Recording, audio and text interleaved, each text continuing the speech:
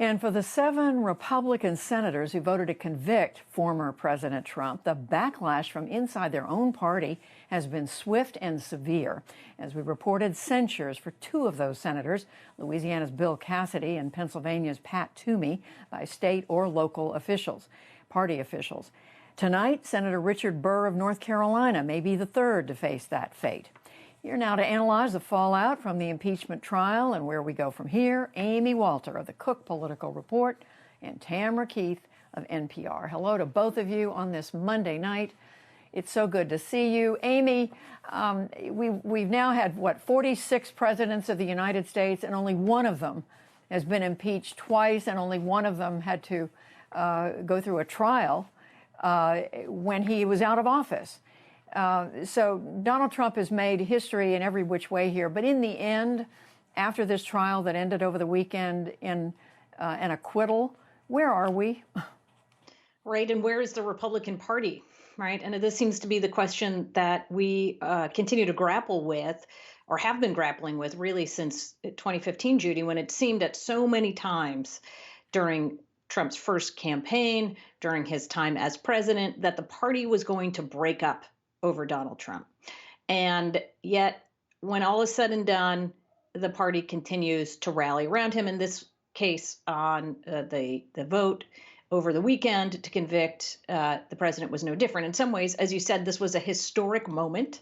This was the most bipartisan impeachment ever in American history. So that's quite remarkable. And yet, at the same time, it doesn't tell us anything about Trump's inability to keep a hold of the party. In fact, what it tells us is that he still has a pretty good hold on the party. As you pointed out, a number of those senators who voted for conviction have since been censured. We know members of the House who voted for impeachment have also been censured, and they've been threatened with primary races.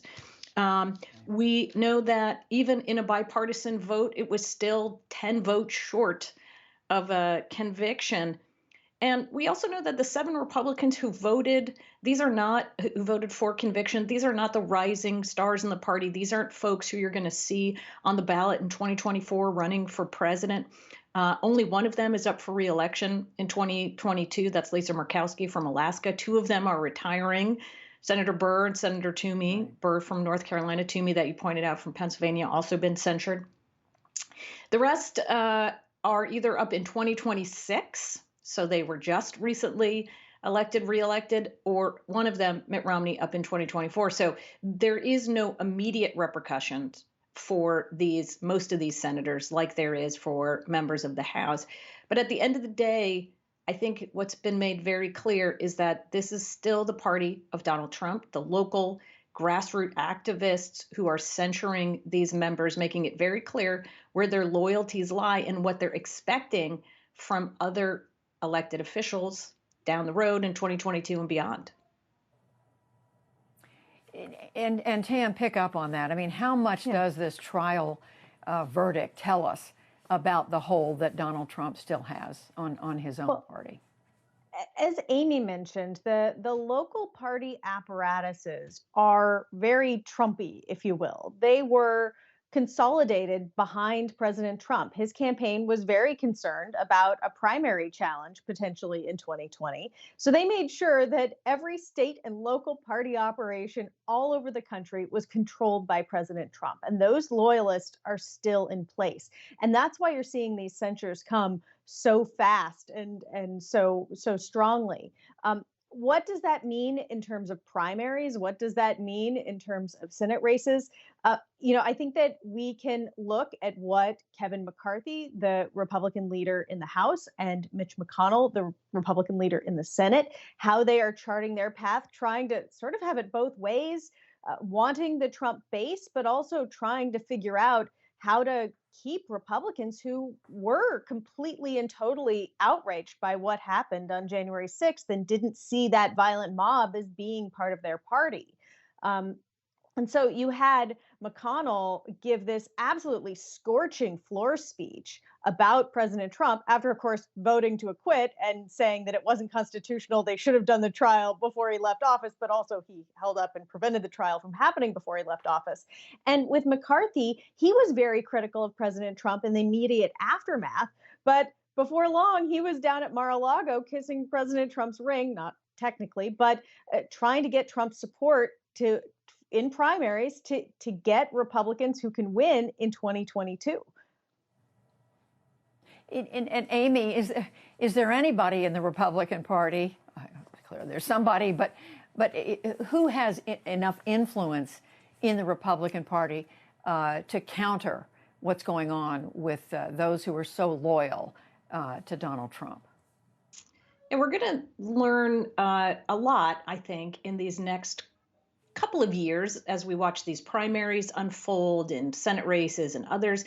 We're going to see, for example, even this year in a state like Virginia, where you have a governor's race, what kind of candidate comes out of their process there? They actually have a convention, not a primary. And what are the issues that they run on? And, Virginia is a place where normally, historically, whichever party's in the White House at that time loses the governor's race in Virginia. But Virginia has also gotten a lot bluer in the last few years, and the backlash to Trump was pretty significant.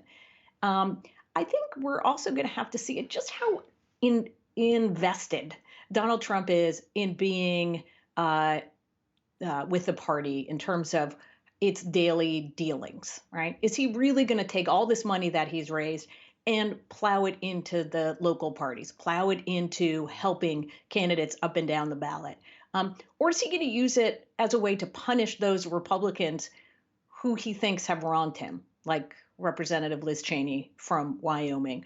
Or maybe he sits on it and doesn't use any of it for any other candidate. So there's still a lot of unknowns there. And most important, Judy, we don't know what we're talking about in terms of the political environment a year or two from now. I think that sets the tone more than anything else in terms of the kinds of candidates that become successful are the candidates that fit that moment. Well, we'd like you both to know exactly what's going to happen a year or two in right. advance, but we'll wait till next week. But Tam, I do want to turn you both here in the minutes we have left to what's happening with COVID relief. While the trial was going on in the Senate, the House was moving ahead with some of President Biden's proposal on COVID relief. How much does it matter whether he is able to get Republican votes or not, whether this ends up being an all Democratic measure? I'm not quite sure how much it ultimately does matter.